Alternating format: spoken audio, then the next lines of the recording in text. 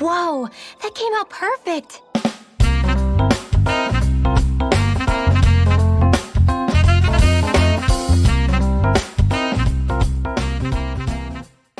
Hello everybody and welcome to today's video.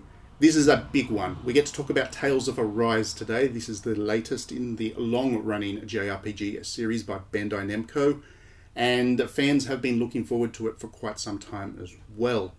It has been a long time since the last Tales game, so this one really did have high levels of anticipation, and the good news is that it delivers on every single one of those. I do have a review up on digitallydownloaded.net, so you can check out my full thoughts there, but the long and short of it is that across the combat, the characterization, the narrative, the art, everything about this game is just impeccable.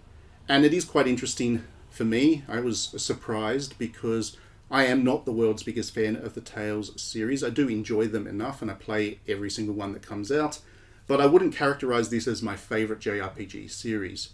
This one game in particular, if Tales of Arise kind of represents the future of the Tales series, then it will become one of my favorite JRPG properties because this is what I like to play. This is very much a game that I feel is tailored to my tastes. So once again, check out my review on digitallydownloaded.net for my full thoughts. I'm not going to use this video to talk about that because that would be doubling up on the work and a bit pointless. What I want to use this video for is to isolate one key theme within this game that was particularly compelling to me. It's the main theme, so just as well they kind of nailed it. But yes, the main theme of this game was really the reason that the thing that hooked me into it and kept me playing. So I want to use this video to explore that. There aren't going to be any spoilers ahead, so don't worry about that. And the footage that I've taken is only from the first 10 or so hours of play before any of the really big moments come. So I promise you're not going to get any spoilers, so don't feel like you have to click away if you're worried about that. Let's have a talk then about revolution. So of course, revolution is a complex topic. Whether you want to talk and debate about it, whether you want to write articles about it, whether you want to make art or a video game about it, whatever you want to do with the topic of revolution, it requires a lot of thought and thinking because revolution has massive impact. It is a very highly loaded topic to deal with, and the consequences of revolution extend decades into the future. Whenever there is a revolution in the real world, for example, what happens afterwards is really what is of interest, and that's where entire cultures change, where political systems change, where the role of the country and the people in the world changes. Revolution has massive impact, and to address that within the context of any video game, book, film, article, whatever, to address that topic is actually very, very complex. Tales of Arise actually does a really good job with it, and I was thinking from the very start to the very end about this topic and what the game was telling me about it.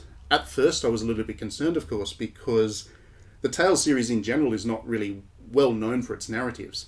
It has great characters and the kind of moment-to-moment narrative is really enjoyable, and it of course has combat that people love, and that's generally been the draw card for the Tales series. But the overarching narratives of these games is often not the thing that people talk about or think about when they talk about Tales. So at the start I was quite worried when I realized that it was going to address this topic. I thought, are they going to do it justice? Is it going to be too shallow? Is it going to be too one note? And I am really glad to say that they completely blew me away and delivered something with the nuance I was looking for. So the basic premise of Tales of Arise is that there are two groups of people from two different planets, and the people from one of these planets has come to the other one and effectively colonized and enslaved those people to grab their resources as such.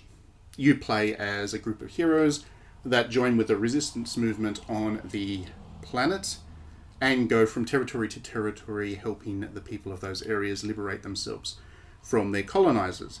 That is, of course, a very complex topic, and if the game was to just represent people, this group of heroes, as all-conquering liberators, which are celebrated as soon as they have their victory against the end boss and move on to the next territory, that would have been a perfectly adequate plot within the context of blockbuster cinema or art or whatever, and that is basically how most examples of blockbuster art handle the topic of revolution, but it doesn't really address what revolution really is about. And this game is much more interested in just drilling into what motivates revolution, the kind of personal and social sacrifices that are needed to be made to do so, and the consequences of it. And that was the thing that really impressed me most about this game. In most other games or film or whatever that handle the topic of revolution, once the goodies have won, then that's it. Everyone lives happily ever after with their newfound freedom. But in this game, it's a little bit different, because what actually happens after revolution is you need to build a nation, and that's not easy, and that is often not handled very well. And there are plenty of real-world examples of that. So this game really kind of addresses that. Once you've beaten the baddie, once you've liberated these people, what do they do next? That is a question that you'll come across while you're playing this game. After successfully beating the boss of an area, then you go around town talking to all the characters, the NPCs, and they all start to say, well, what's next? What do we do next? They have new fears too. They're worried about being invaded by their neighbours, or they're worried about having to look after themselves now because they don't have the military might protecting their cities from the monsters in the outside world. So there is a lot of there is a lot of this game dealing with that side of things, the consequences of revolution, which I found to be really fascinating. And it actually gave me reason to keep travelling back to old areas as the game progressed, just to see what was happening in those areas, if the side quests were kind of speaking to that theme about nation building post-revolution. And I really wasn't disappointed there either. This game really does a good job of dealing with that topic. Another really interesting thing that this game does is deal with the circumstances that lead up to revolution and the way that various colonizing forces have kept the population under control, or at least tried to keep the population under control. So the first area that you visit in the game, the first area that you liberate, the people are treated very much like the stereotypical slave that you might expect, where they're deliberately underfed, they're subjected to grueling work conditions, and a lot of them kind of just die there on the job. And the thinking goes, as far as their masters are concerned, that by underfeeding people and keeping them weak, tired, and hungry, they're going to be too ineffective and too weak to rise up in rebellion. The second area that you visit, it's a very different system. The people have food, the markets are allowed to be opened, and on the surface things would almost seem like they would be normal. But what's actually going on is there is a secret police in the city, and it is incentivizing people to rat on one another by giving them generous bounties. And quite a few people are making a decent living by identifying neighbours or people down the street and then reporting them for things they didn't do, but getting the bounty from it, and those people are then whisked away and never seen again.